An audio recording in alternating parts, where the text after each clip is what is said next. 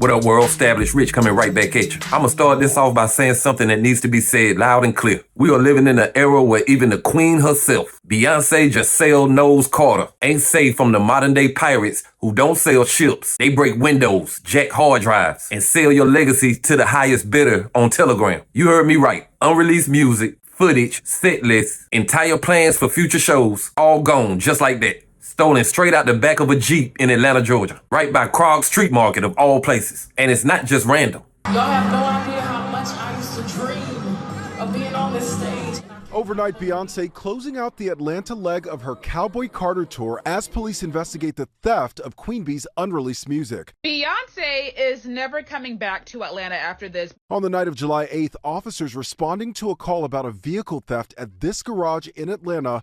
Beyoncé's choreographer and one of her dancers telling police that their car had been broken into and 2 suitcases had been stolen. Oh, that's terrible. The crime is awful. Brazen people out here. The thieves making off with Apple laptops and designer clothes, as well as 5 hard drives that contained unreleased music. The Beehive reacting to the news. Somebody done stole Act 3.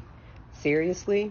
Officers using Apple's location services to track the stolen electronics, and police now say an arrest warrant has been issued for a suspect whose name has not been revealed. Let me tell you right now, that was not no coincidence. That was a targeted hit. Because you don't just walk past a rental Jeep Wagoneer and decide to bash the window on the one holding millions of dollars worth of creative content. This ain't no Apple AirPods. This is Beyonce's blueprint. Christopher Grant, her choreographer, DeAndre Blue, one of her dancers. These ain't some amateurs carrying a laptop with GarageBand files. This is high level, watermark content. Stuff that, if leaked, could impact brand deals, tour plans. Now pause for a minute and really think about that. Beyonce, one of the most calculated, strategic, and protective artists of our time, but yet somehow her entire digital vault is floating in the hands of a thief. Now let me break it down for the people in the back. You gotta understand, this didn't start with Beyonce. This has been a culture brewing in the underground of Los Angeles, Atlanta, Chicago, and New York. Hard drives get stolen in LA like they iPhones, studio equipment, files, sometimes entire projects. Then they'll hit you back like a damn kidnapper.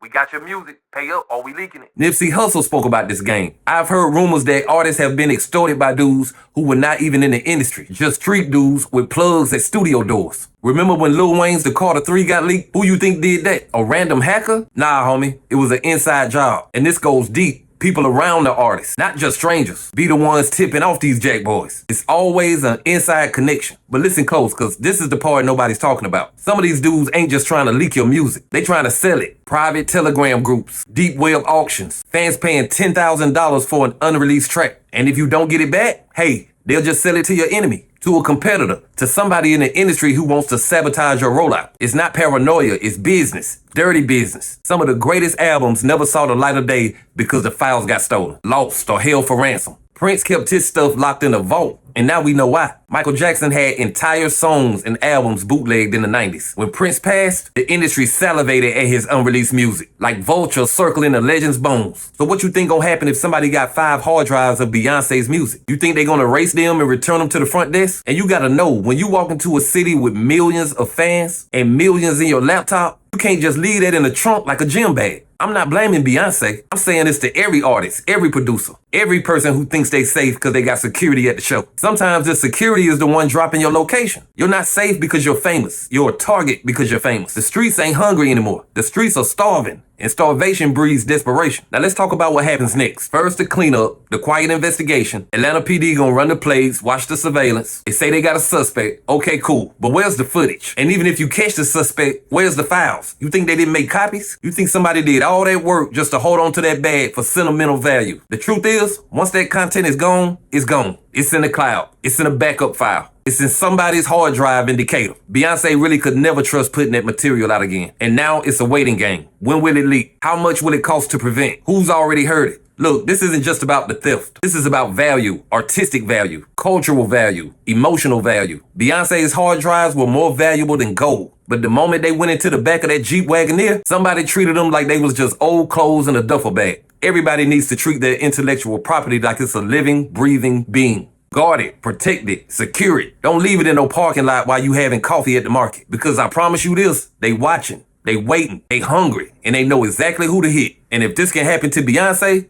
it can happen to anybody. Like, comment, subscribe, Established Rich. I'll be back with another one. Peace.